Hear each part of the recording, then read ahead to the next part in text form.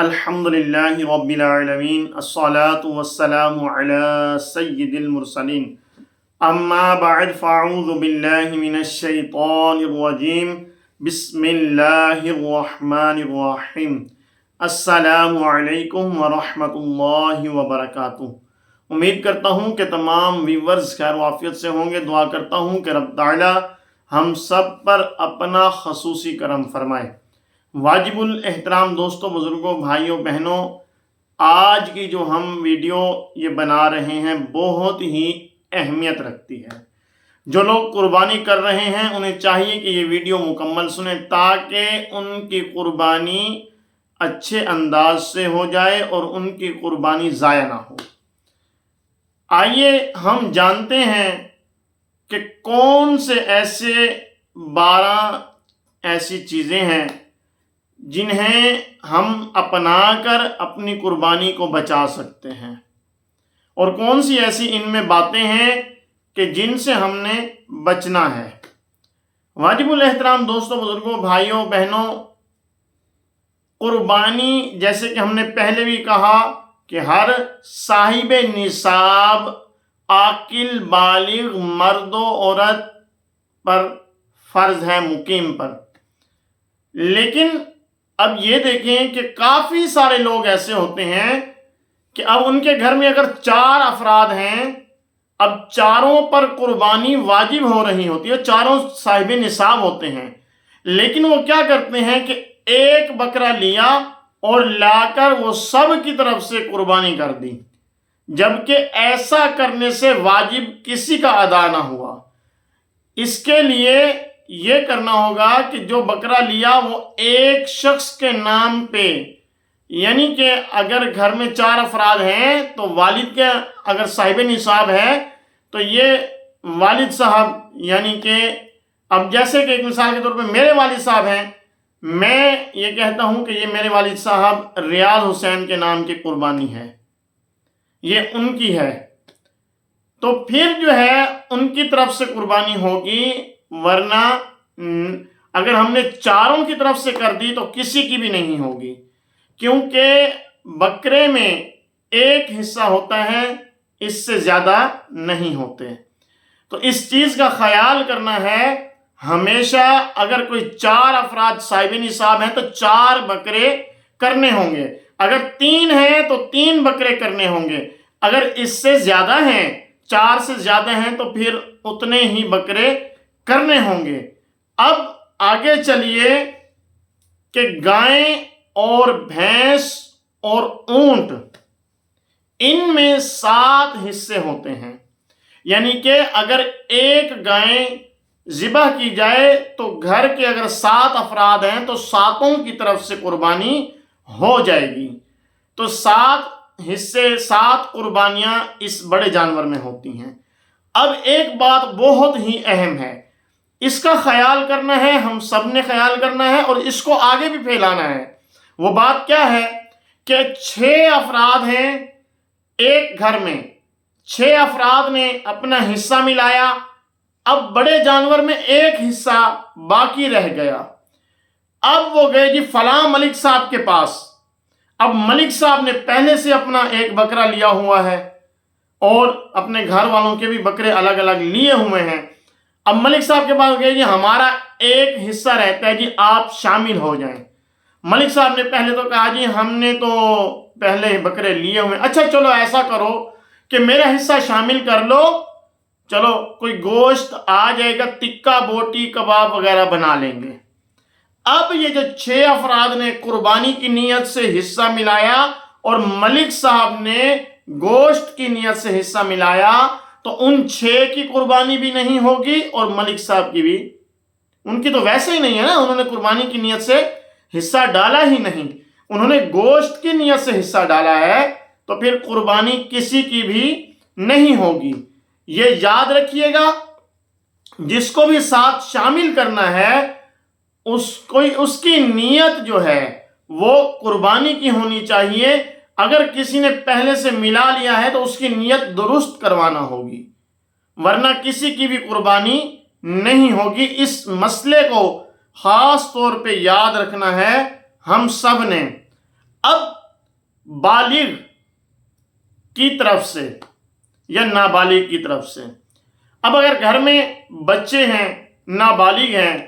ان کی طرف سے قربانی کرنا چاہیں، اگر صاحب نصاب ہیں، آپ کے پاس پیسے ہیں، مال ہے، تو آپ کر سکتے ہیں، ان کی طرف سے بھی کریں، بہتر ہے۔ اگر نہیں کرتے تو کوئی مسئلہ نہیں ہے، لیکن اگر کر لیتے ہیں تو بہتر ہے۔ اگر آپ کے پاس نصاب ہے، آپ کے پاس مال ہے، آپ کے پاس اللہ تعالیٰ نے آپ کو اتنی توفیق دی ہے، تو بچوں کی بھی کر لیں۔ اب بچوں کی جو ہے ان سے اجازت لینے کی بھی ضرورت نہیں ہے، جو نابالغ ہیں۔ اب جو بالغ ہیں یا بیوی ہے، زوجہ ہے، اگر ان کی طرف سے کرنی ہے تو ان کی اجازت لینا بھی ضروری ہے، ورنہ ان کی طرف سے قربانی نہیں ہوگی۔ ہاں، اب جو ہے قربانی کے لیے جو اجازت لینی ہے وہ کیسے لینی ہے؟ اجازت کی بھی دو قسمیں ہوتی ہیں، صراحتاً اور دلالتاً۔ اب جو ہے صراحتاً یعنی کہ بیٹوں نے یا بیوی نے کہہ دیا کہ ہماری طرف سے آپ قربانی کر دیں، یہ اجازت ہوگی صراحتاً۔ اب دلالتاً جو ہے والد جو قربانی کرتا ہے بیٹوں کی طرف سے یا اپنی بیوی کی طرف سے جو قربانی کرتا ہے، اب بیٹوں کو بھی پتا ہے، بیوی کو بھی پتا ہے کہ یہ ہماری طرف سے قربانی کر دیتا ہے اور وہ راضی بھی ہیں، انہوں نے اجازت دی ہوئی ہے، تو اب جو ہے یہ اجازت ہوگی، اس طرح سے ان کی طرف سے بھی قربانی ہو جائے گی۔ اگر اجازت نہیں لیں گے تو پھر قربانی نہیں ہوگی۔ اس چیز کو ہم نے ذہن میں بٹھانا ہے۔ قربانی کے وقت میں جیسے کہ میں نے آپ کو بتایا کہ 12 پوائنٹ ایسے ہیں، 12 پوائنٹ ایسے ہیں جن کو ہم نے دیکھنا ہے۔ اب ہم نے 3 پوائنٹ بیان کر لیے، اب ہمارا چوتھا پوائنٹ چلنے لگا ہے۔ قربانی کے وقت میں قربانی کے علاوہ کوئی اور عمل، یعنی کہ جانور قربان کرنے کی بجائے میں یہ کہتا ہوں کہ میں ایک بکرا جو ہے یہ خرید کر کسی کو دے دیتا ہوں، یا پھر اس بکرے کے پیسے 50,000 60,000 کسی غریب کو دے دیتا ہوں، تو اس طرح سے قربانی نہیں ہوگی۔ یہ نفلی صدقہ و خیرات تو ہو جائے گا، لیکن یہ عمل وہ قربانی کے برابر نہیں، قربانی نہیں ہوگی۔ لہذا اس دن میں یعنی کہ 10 11 12 ذی الحجہ میں قربانی ہی کرنی ہوگی، جانور کو ہی قربان کرنا ہوگا۔ قربانی کے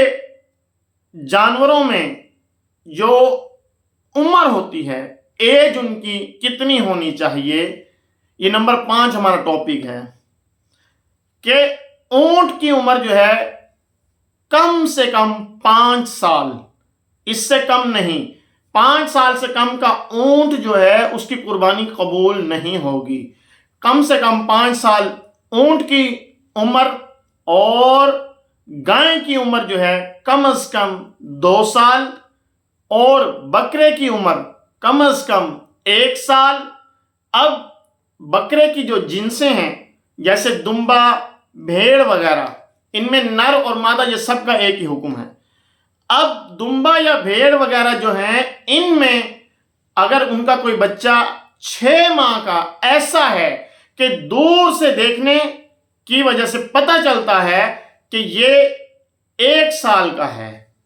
دور سے دیکھنے سے پتہ چل رہا ہے کہ یہ 1 سال کا ہے، تو اس کی بھی قربانی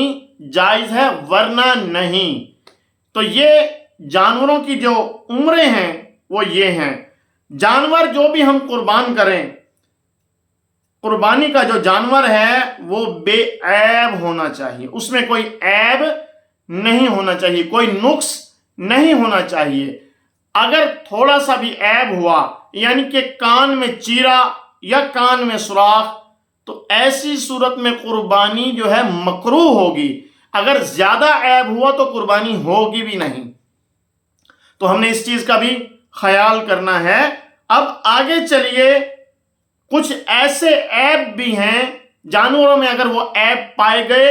تو قربانی ہوگی بھی نہیں۔ وہ عیب کیا ہیں؟ آئیے ہم جانتے ہیں۔ ایسا پاگل جانور جو چارہ نہ کھاتا ہو، یعنی کہ ایسا بیمار جانور جو چارہ نہیں کھاتا، یا ایسا جانور جو ٹانگ سے معذور ہے، یعنی کہ قربانی گاہ تک چل کر خود نہیں آ سکتا، یا ایسا جانور کہ جس کی ہڈیوں میں مغز ختم ہو چکا ہو اور وہ اس کی نشانی یہ ہے کہ وہ کمزوری کی وجہ سے کھڑا بھی نہیں ہو سکتا، ایسا جانور، ان کی قربانی جائز نہیں ہے۔ اسی طرح سے